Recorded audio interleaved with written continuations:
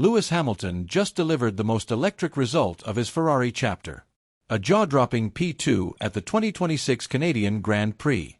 He stalked and then devoured his old rival Max Verstappen around the outside of Turn 1 in the dying laps, held him off, and thundered across the line just over 10 seconds behind race winner Kimi Antonelli.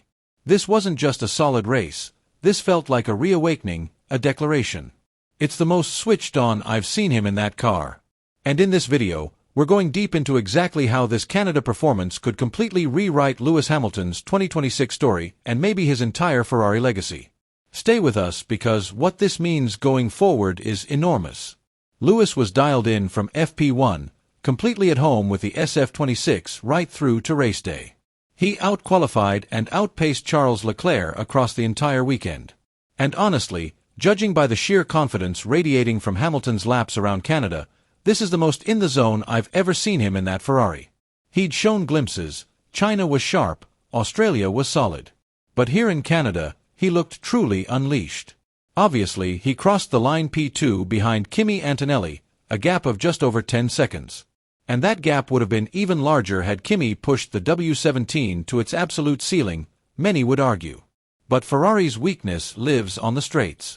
Dig into the telemetry comparing Hamilton and Russell's fastest Q3 laps, and you'll clearly see Hamilton was the quickest driver through every single corner, especially turns 1, 2, 6 and 7. He owned those sections. That's where Hamilton's signature style makes everything click. The savage late-braking entries, pivoting the rear through corners, banking enormous lap time.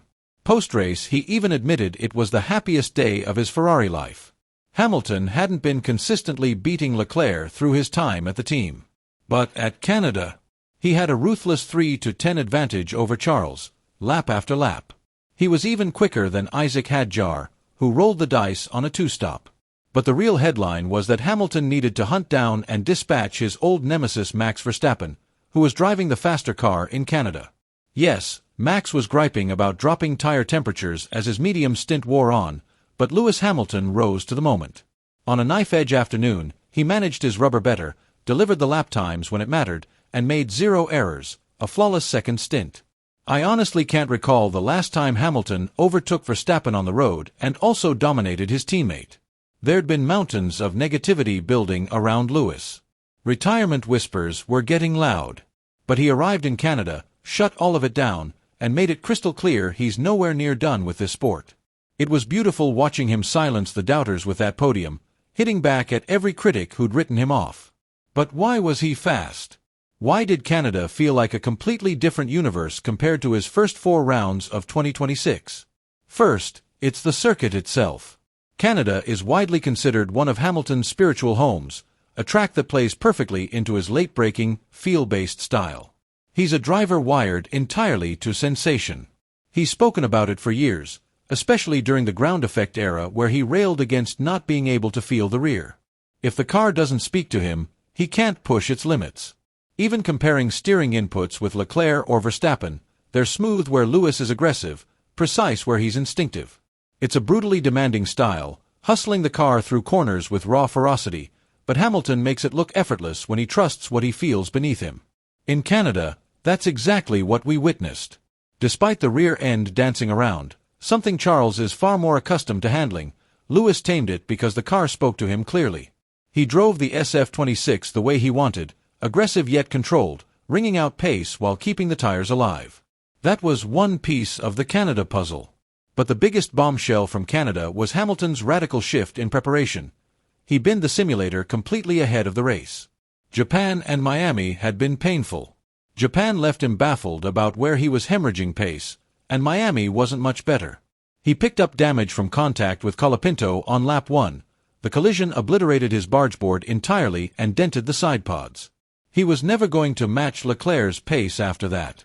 He salvaged what he could, kept his head down, and scraped together some points for the team. But he labeled both weekends disasters and pointed the finger squarely at simulator sessions as a misleading anchor.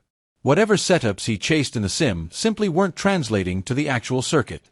So for Canada, he went primal, trusting raw instinct, leaning on real data, reading how the car breathed through corners, monitoring mechanical grip, brake bias, and ride stability. Hamilton's own words after Canada, "I didn't do the sim." It was the best I felt all year. I think that's the way forward for me." And looking back at his career arc, sim work was never really his weapon. Early McLaren days aside, his championship runs were built on track time, refined between FP1 and FP3. That was his laboratory. The sim only crept back when Mercedes couldn't crack the ground effect generation. Then at Ferrari in 2025, he was glued to the simulator almost daily. And it delivered almost nothing. His results were erratic and hollow across those 2 seasons. But 2026 tells a different story. China clicked, Australia clicked, and now Canada is one of his finest weekends all year. 3 out of 5 races, Lewis has been flying. You couldn't say that about a single stretch in 2025. He looks reborn, like himself again. Something's genuinely connecting with the SF26, and it feels like it's only going to sharpen further. For the first time in a long time, Hamilton believes in his car. He's always been a momentum animal. One big result lights the fuse and suddenly everything ignites. He absolutely has that fuse burning now heading into Monaco. This is Leclerc's playground. Beating the Monegasque on home soil would be a monumental ask. But if he pulls it off, that would be the loudest possible statement of intent for the remainder of the season.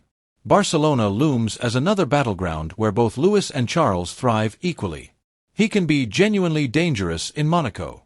Barcelona could be even more explosive. Ferrari are reportedly arriving there with a fresh front wing package. Lewis is far more deeply embedded with this team now than at any point in 2025. The engineer partnership with Riccardo Adami simply never fired. But with Carlos Santi, there's real chemistry. The communication flows naturally. He delivers exactly the data points Hamilton craves. Hamilton's own words post-Canada, "I worked really well with my engineer. He's absolutely awesome." His number 2 also extracted every last drop of performance from the car. The new regulations are also landing squarely in Hamilton's wheelhouse. He called the old cars some of the worst machinery he'd ever touched, but the 2026 cars are lighter, more reactive, more built on feel rather than brute force. That's where great drivers expose the gap. The battery management complexity matters, yes. But in the corners where the SF26 genuinely shines and surpasses every expectation from previous seasons, they're packing the best chassis for slow and medium speed corners, and they're no slouch in high speed either. That tells me the SF26 is going to be a serious weapon in Monaco, probably their strongest circuit until the engine upgrade arrives. So yes, ditching the simulator is part of the formula unlocking Hamilton's speed, but equally powerful is the rebuilt confidence and the decision to back himself completely, trusting his own feel to sculpt the setup. What a weekend for Lewis. The Canada result wasn't merely a great drive, it was the moment the pieces finally snapped together at Ferrari in this new era. The preparation revolution, the setup courage, the razor-sharp speed and the fight back through the field, it's all there. 2026 still has everything to play for, and I genuinely believe this is only the opening chapter for the 7-time world champion.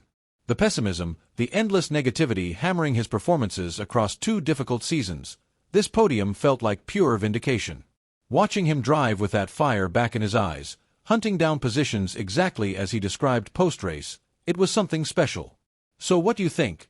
Can Hamilton string together a podium run now, or is Monaco the stage where he goes one step further and stands on the top step? Fire your thoughts into the comments below.